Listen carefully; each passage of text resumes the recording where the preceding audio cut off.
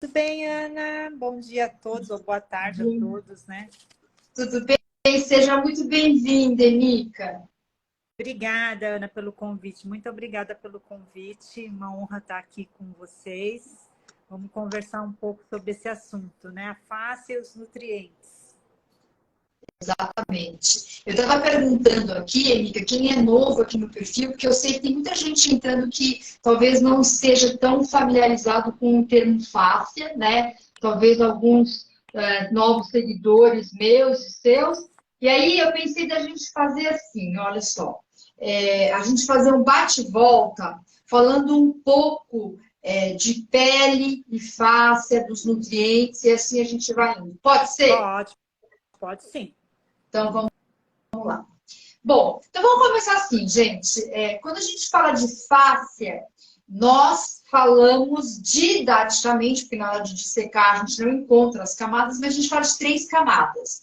A face superficial, que se você colocar a tua mão assim de uma forma bem leve, é essa que fica logo abaixo da pele, e ela tá ali, ó, relacionada com a pele. Depois da face superficial, a gente tem uma face que a gente chama de face frouxa, que é um tecido areolar, é onde a gente tem o deslizamento das estruturas. Depois a gente tem a face profunda, que está em íntimo contato com os nossos músculos e que vão transmitir forças. Então, uma face muito mais fibrosa, com muito mais colágeno, porque ela vai transmitir força. E na parte da pele, como é que a gente pode, Nica, dividir, então, as camadas da pele?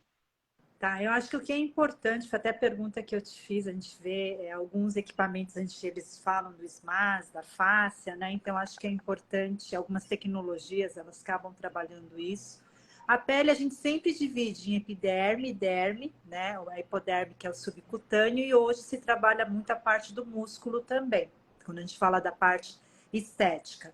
Então, a epiderme, ela tem essa função, aquilo que você falou, a gente está vendo aquilo que está aqui nos protegendo, é o nosso primeiro escudo, né? Então, a gente tem uma função importante da função barreira da pele. Eu falo que metade dos nossos problemas com a pele, se a gente usar um bom hidratante, a gente consegue restabelecer essa função de barreira da pele e trazer, né, até essa questão quando a gente vai envelhecendo, vai afinando, vai perdendo elasticidade, que também acho que deve ter a ver essa correlação com a fáscia, né, que você trouxe já que ele vem logo abaixo. A derme é aquilo que eu falo que é onde está aquilo que todo mundo conhece, né? Quando a gente fala em pele, todo mundo pensa em colágeno. Ah, tem que tomar colágeno, tem que ter elastina, o resto a gente esquece de elastina, proteoglicanos, ácido hialurônico, tudo isso está aqui na derme também. E o subcutâneo, que é a hipoderme, é um tecido que é muito importante para a nossa estrutura facial. E muita gente quer tirar a gordura, mas quando a gente envelhece e não tem gordura suficiente para sustentar, isso também cai. E hoje a gente tem falado muito da parte músculo também, Ana. Então, eu acho que a fáscia está aí em todas as camadas, tendo uma conexão, né? A gente tem essa conectividade em todas as camadas e a fáscia está aí nesse meio, né? Meio, fazendo essa conexão. É legal você falar nessa palavra conexão, porque é exatamente isso que a fáscia faz no nosso corpo. Ela estabelece conexões.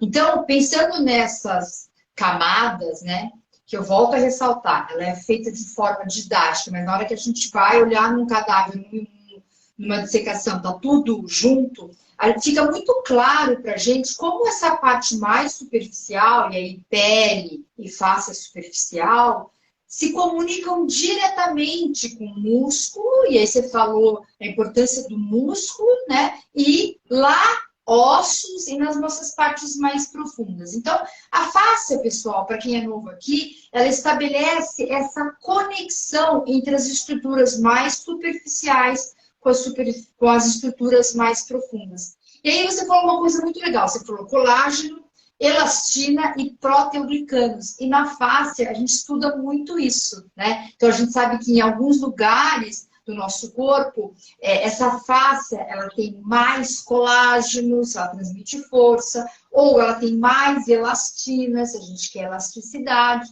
E a gente tem o que a gente chama de substância fundamental que é esse gel meio viscoso, rico em proteoglicanos, que vai ajudar no deslizamento. Em relação à pele, os cuidados com a pele, como é que ficam essas substâncias? Qual a importância de cada uma delas? Vamos começar pela substância fundamental, né? A principal substância fundamental da nossa pele é o ácido hialurônico, né? Essa questão da viscosidade, se a gente for pensar, até fazendo um paralelo, a articulação, a gente tem o colágeno tipo 2, crônico, muito presente. Ele está lá, tanto é que as pessoas fazem injeção de ácido hialurônico. Mas eu sempre falo que a pele, ela não é simplesmente você ter um elemento, uma macromolécula e outra separada. Elas estão interligadas, né? Então, eu preciso de outros elementos essenciais para manter a estrutura da pele.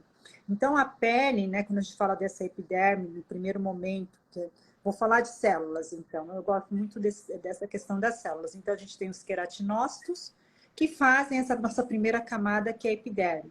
A gente tem os fibroblastos, que está ali na derme, é aquela que todo mundo pensa, de novo, colágeno, mas ele produz tudo, gente, colágeno, elastina, proteoglicanos. Então, ter um fibroblasto saudável é ter uma pele saudável, né? E com certeza ele deve ter uma interface com a fáscia também, né? E os adipócitos que fazem essa questão da produção de gordura, e o músculo também tem os miócitos que fazem essa produção de músculo. Então, cada fase, vamos falar, cada estrutura da casa, vamos pensar que a nossa pele é uma estrutura da casa.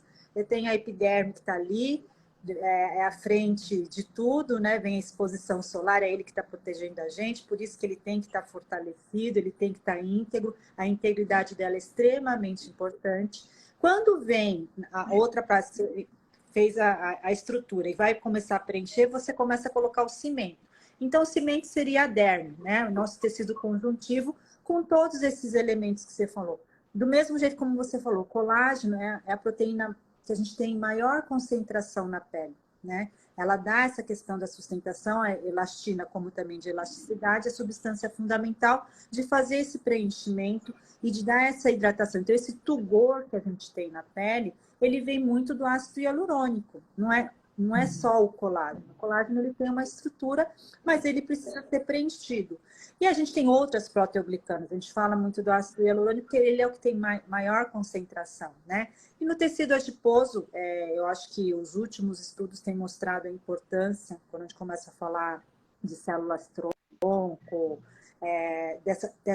dessa parte de inovação, a gordura tem a sua célula tronco do tecido adiposo, que é extremamente importante também para essa renovação, né? E o músculo, né? Eu acho que uma coisa que a gente vem falando, você falou da parte óssea, né? Na questão de beleza, hoje a gente vem falando da importância, porque quando a gente envelhece, a estrutura óssea também envelhece, né? Então, é o local de sustentação.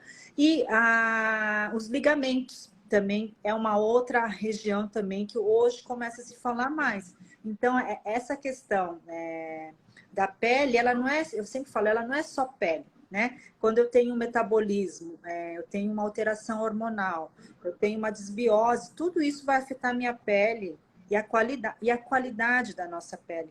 Então, não achem, porque você está tomando, muita gente toma, faz a suplementação de colágeno, não é só suplementar o colágeno que vai te dar o melhor resultado na pele. Por quê? Se você tiver com o intestino não funcionando, você não vai absorver esse colágeno. E o nosso organismo, a gente tem 28 tipos de colágeno. Desses 28 tipos de colágeno, gente, a gente tem principalmente na pele colágeno tipo 1 e colágeno tipo 3. Só que a pele é o último lugar que recebe suprimentos quando a gente ingere alguma coisa, né? Pele, cabelos e unhas é o último lugar que está recebendo. Então, o coração que tem colágeno vai receber primeiro o aminoácido que precisa e assim vai nesse crescente. Então, o que é importante a gente entender? Realmente trazer elementos que manter a nossa estrutura, né? E lógico que a face está fazendo essa conexão, como você falou, eu acho que ela deve ter um elemento, seria importantíssimo, porque se eu não tenho deslizamento, provavelmente ela que também está fazendo essa, né? Talvez da articulação, do ligamento, ela tem essa função para a pele ser íntegra, ter a integridade, como a gente estava conversando um pouco antes, né? Que a gente bateu um papo, até eu queria entender melhor a face, a Ana me deu uma aula, me explicou. Eu acho que, assim, é importantíssima essa conexão. O fibroblasto, o fibroblasto que você bem falou, ele não produz só colágeno, porque as pessoas pensam que ele só produz o colágeno, mas ele também produz elastina. E aí, no treinamento facial, que é uma forma de treinamento físico, a gente estimula muito a ação dos fibroblastos, para que eles produzam mais elastina e mais colágeno saudável. Como? Através de exercícios específicos, que incluem exercícios com balanços, incluem exercícios em várias direções. E aí a gente sempre fala, né, que a face e o músculo, eles estão sempre tendo uma sinergia, um ajuda o outro, né? Não dá para ter um exercício que é só face e um que é só músculo, eles estão sempre em conjunto. A gente pode fazer um exercício que é mais facial ou um exercício mais muscular. Mas o músculo é extremamente importante nesse cenário, né? E você falou aqui agora também que os músculos são importantes na hora também da gente tratar a nossa pele, assim como os ligamentos. O envelhecimento deixa o músculo, pode deixar o músculo mais fraco, os ligamentos também com menos tônus. E o legal é que quando a gente treina a face, eu falo que o treinamento da face é democrático, porque não depende da tua idade. Né? Depende de como você se exercita e quão ativo você é. Então, uma pessoa mais velha, uma pessoa mais nova, que começam a fazer o treinamento facial, os dois têm um potencial enorme para terem uma face saudável. Então, o importante é você ser uma pessoa ativa, né? Então, a gente prega muito essa atividade, esse treinamento facial. Agora, eu queria saber uma coisa. A gente ouve muito falar nessa coisa do colágeno, ingerir colágeno solúvel, não. E você trouxe à tona da importância desse intestino, porque não adianta nada você tomar colágeno e o intestino não está absorvendo, né? Fala um pouquinho mais para a gente, por favor, sobre essa questão da absorção e o papel do intestino para esse resultado final. Eu acho assim, o que é importante, né? Que eu falo sempre, né? Doutora Marcela Garcês, que é nutróloga, ela fala assim, hoje a gente não é aquilo que a gente come só, né? É aquilo que a gente absorve e consegue aproveitar, metabolizar. Então, duas partes do nosso organismo que tem que estar funcionais, intestino e fígado. Não é? Porque tudo que a gente consome vai passar pelo intestino, vai ser absorvido pelo intestino e vai ser metabolizado pelo fígado. Então, muitas vezes as pessoas estão lá, eu sempre brinco, vocês estão consumindo, compra uma coisa cara, você está com um problema hepático ou com um problema intestinal, provavelmente você não vai estar aproveitando o melhor daquele nutriente, né? Porque a gente precisa que seja absorvido. Tanto é que hoje, né, no último Congresso Americano de Dermatologia, que é o maior do mundo, o que mais se falou, se eu falar para você, um tema que foi comum em todas as aulas, sem exceção, colocando envelhecimento, dermatite, psoríase, manchas, qualquer uma das aulas, doenças neuronais, intestino, né? E aí é aquilo que eu brinco, a gente tem essa conexão, né? Intestino, cérebro e pele. Eles vêm ali do mesmo tecido na hora da sua formação. Então, se eu tenho um intestino que está doente, provavelmente eu vou ter uma pele também que vai estar doente. Isso já é mais do que comprovado. Então, quando eu tenho uma dermatite atópica, eu tenho uma desbiose intestinal, onde eu vou ter um estado inflamatório. E isso, na verdade, as pessoas às vezes estão aqui no creme. Lógico que o cosmético, eu sempre falo que se você usa um cosmético adequado, por exemplificar a dermatite atópica, que tem uma deficiência de uma expressão gênica e você aumenta essa expressão gênica de filagrina, você melhora a função de barreira. Mas uma das causas principais é essa questão do intestino que não está saudável. Então, isso foi um ponto em comum em todas essas patologias cutâneas. Então, se hoje você pensa em tratar, eu preciso estar vendo como está o meu intestino. Um ponto importante, né? A gente realmente ter o intestino saudável, a pessoa fala, mas eu só tenho constipação. Gente, se você é constipado, você não tem um intestino saudável. Porque não, é porque às vezes as pessoas associam. Elas acham que é normal ficar constipada. Tem gente que fica constipada 10, 5 dias e acha que isso é normal. Gente, isso não é normal. O normal da fisiologia é a gente todo dia lá no banheiro, olhar para o cocô e falar, nossa, como você tá bonito, né? Como eu tô conseguindo. Então, assim, é fazer realmente, ter isso. E a outra coisa é a diarreia. Então, a gente tem duas pontas, a constipação e a diarreia. Mas o que é importante? Você fazer, realmente restabelecer essa saúde do intestino. Tanto é que tem vários estudos que mostram algumas cepas, né, algumas bactérias que são predominantes em indivíduos saudáveis. Então, indivíduos saudáveis têm, por exemplo, vou falar o nome de uma bactéria, Akkermansia mucinifera. Então, pessoas que são magras, elas têm mais Akkermansia mucinifera que uma pessoa que tem obesidade. E você começa a fazer a correlação de alguns micro-organismos que estão mais presentes em pessoas saudáveis versus pessoas com outras patologias. Então, isso é um ponto importante. E o outro que eu falo, que muitas vezes as pessoas não dão bola, é fígado, gente. Nós temos dois filtros no nosso organismo. A gente tem o fígado e tem os rins, né? Que é onde a gente faz a seleção e excreta aquilo que a gente quer selecionar e excreta aquilo que a gente não quer, além das fezes.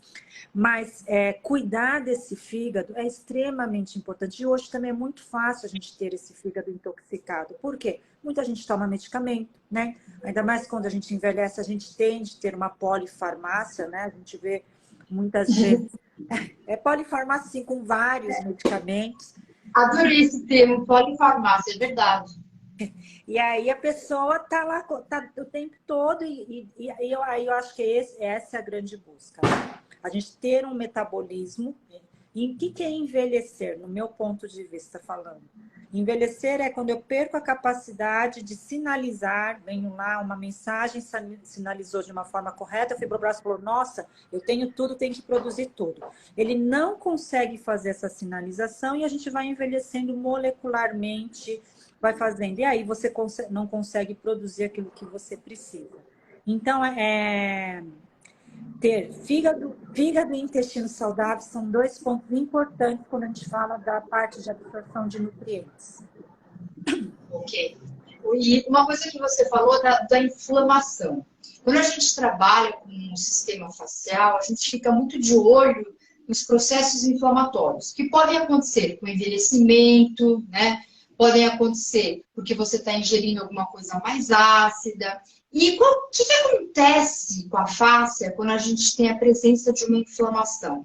Geralmente ela fica, a gente não consegue deslizar ela como a gente deslizaria num indivíduo saudável. Ela fica mais rígida, mais espessa. E isso vai, então, dificultar várias funções da fáscia, que é transmitir forças, transmitir informações. Então, a gente fica muito de olho nesse dado da inflamação.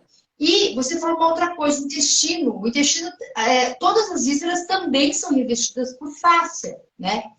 E essas vísceras, elas têm o seu próprio movimento interno, né? Que é a sua própria motilidade. E a fáscia, pessoal, ajuda nessa motilidade saudável da víscera e com que essa víscera se comunique com uma outra víscera. Ela faz também essa comunicação. Então, Eunice, em relação ao fígado, você trouxe para a gente uma coisa nova, porque a gente sempre estuda intestino, estuda fáscia, mas esses dados do fígado, para nós, são novos. Como é que a gente faz para ajudar que esse envelhecimento seja mais saudável possível? Eu acho que um ponto que é importante, você falou da inflamação. Então, a gente tem um termo que chama de inflammaging. Ontem eu dei uma aula sobre CBD, de canabinoides, né? E fui estudar a fáscia, e a fáscia, na verdade, quando você estuda e vê no fibroblasto, é como se ele fosse uma cobertura. Então, ele que está fazendo realmente a interface da comunicação entre as outras células, como você colocou. Então, eu acho que a gente vive hoje, né? Todo mundo sente isso, a gente vive no mundo pós-pandêmico.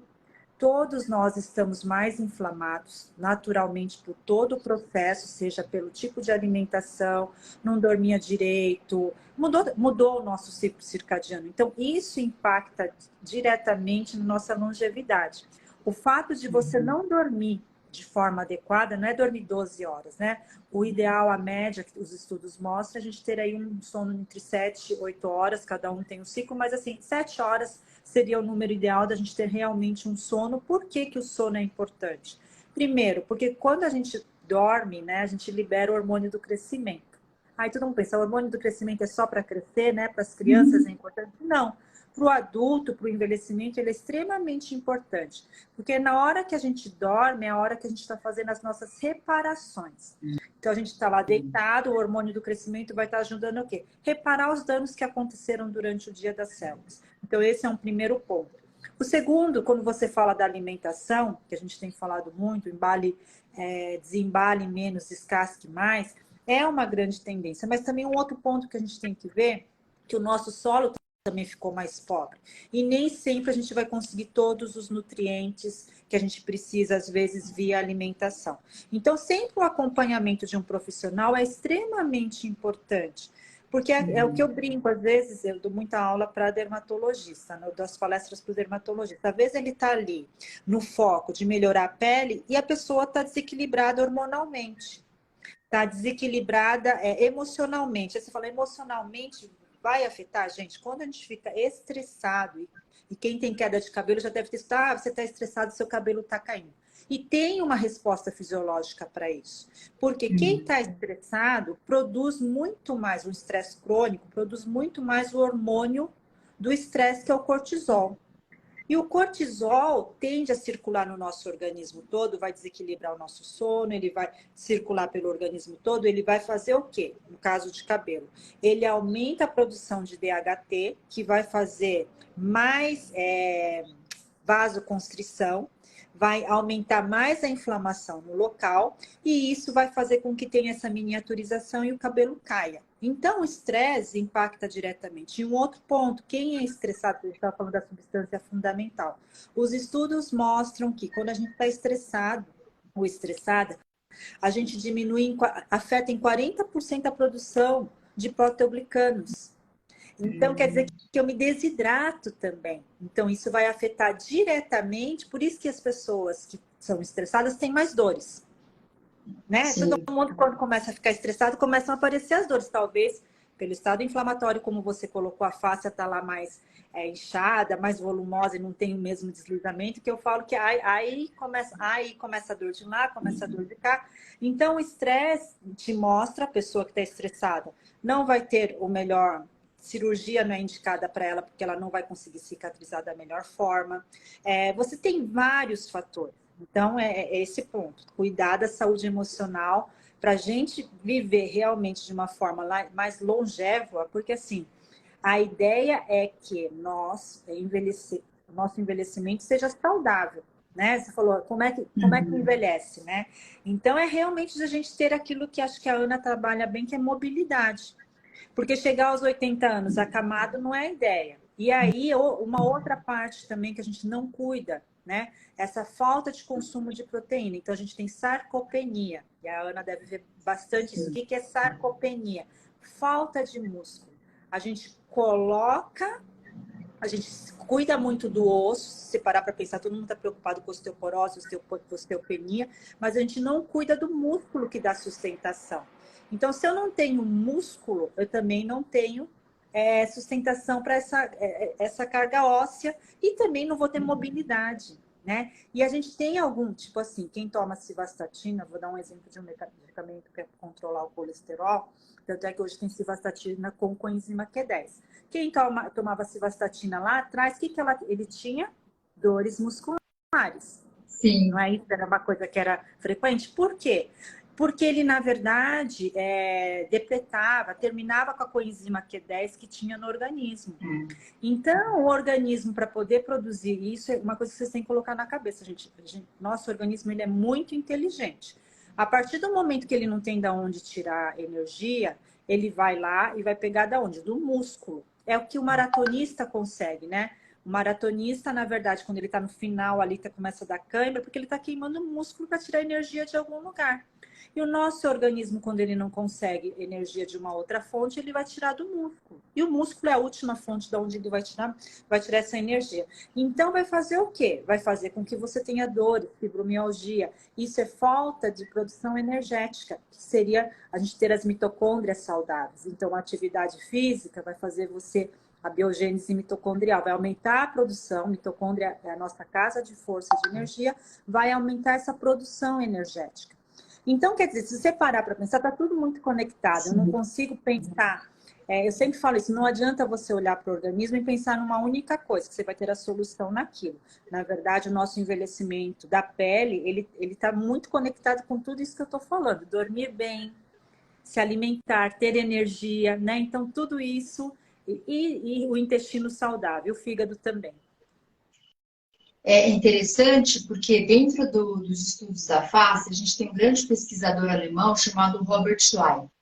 E ele fala que a fáscia hoje é o nosso maior órgão sensorial, porque nela a gente tem mais de 250 milhões de receptores sensoriais. Então, isso quer dizer que tem receptor para canabinoides, né? Tem receptores que vão relacionar com as nossas emoções. Então, quando a gente está trabalhando o sistema facial, a gente não está trabalhando apenas um sistema que vai dar uma repercussão músculo-esquelética, mas tem todo um link, né, com a parte emocional. A gente costuma falar que a face tem memória.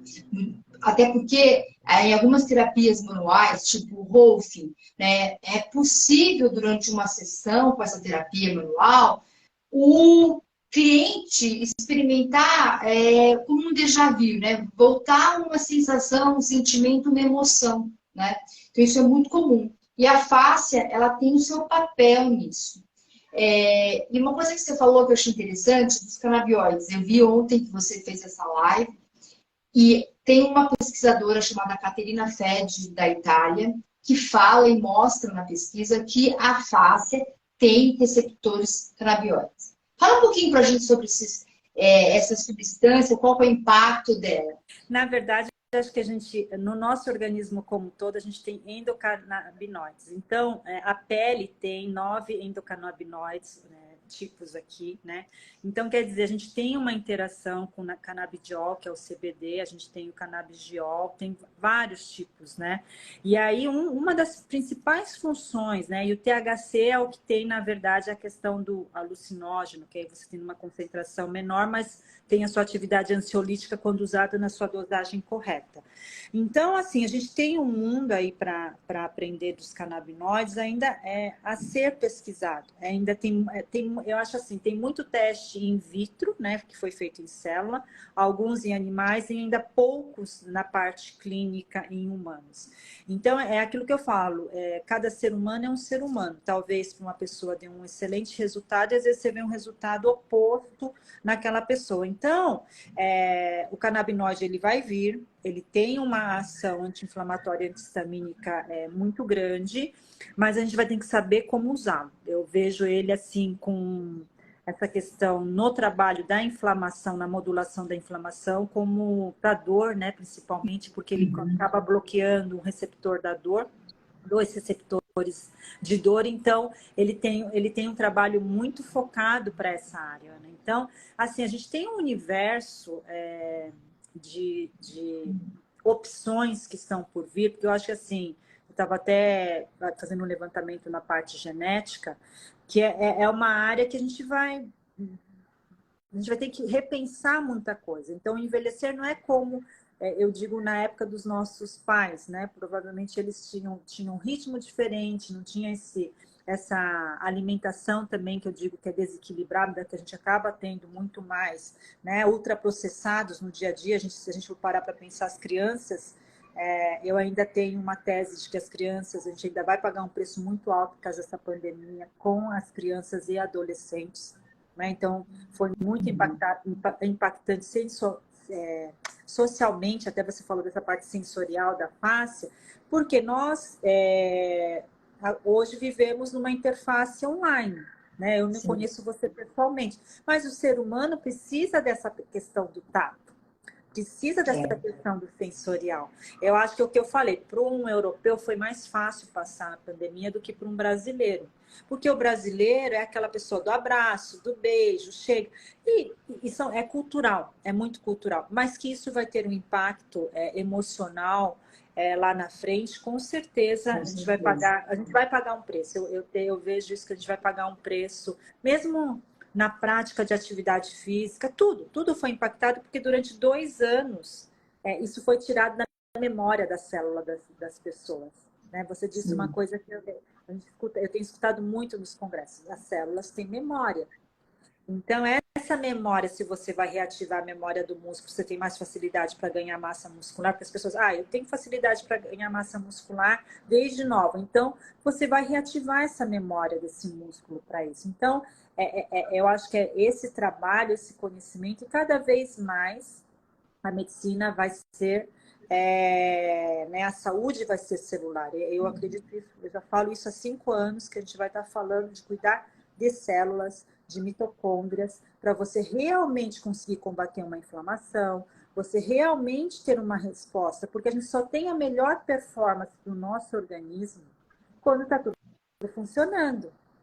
Porque se você tem uma célula que está doente, ela não vai conseguir absorver o nutriente que você está mandando. Ela não vai conseguir transformar aquilo numa proteína. E aí você precisa dessa reativação celular. Então, eu falo, amem suas células, cuidem das suas células, porque realmente é ela que vai fazer toda a diferença, é ela que vai te trazer essa memória, é ela que vai te resgatar. Tem pessoas falando que já recebo crianças que caem sozinhas andando em terreno um pouco mais acidentado, pela falta de experiência sensorial. Estímulos, E essa coisa das células, eu concordo com você, porque a gente estuda, a gente até tem esse termo, do micro para o macro. Então, quando a gente vai para o micro, a gente vai para a unidade celular. E a gente vê que tudo, de fato, começa na célula, né? Embriologicamente, começa na célula, e tem até um pesquisador chamado Michael Levin, que ele mostra, nos primeiros dias que forma o embrião, como essa comunicação entre células acontece através de emissão de energia para ir constituindo as estruturas. E hoje, quando a gente adoece, é o que você acabou de falar, né? Não adianta a gente... a doença, ela começa a partir de um problema na célula, que vai se multiplicando e tomando uma outra dimensão. E, Mica, a nossa live está chegando ao final. Eu queria falar como é que as pessoas podem te achar, que assunto mais elas podem aprender com você no seu Insta. Eu, na verdade, sou farmacêutica, né?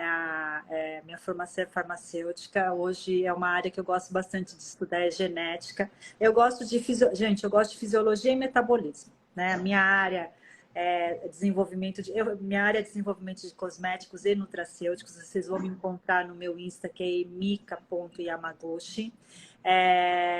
Eu acredito nas conexões, né? Então, que nem quando a Ana me convidou, e foi acho que até transmissão de pensamento, porque eu olhei para ela e falei, nossa, eu vou falar porque tem tudo a ver. E ela me mandou uma mensagem.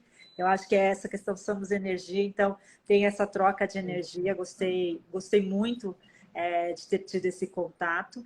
E aí eu faço um trabalho de mentoria para algumas áreas, né? Mas a minha área é a área da saúde, a área da beleza e do bem-estar.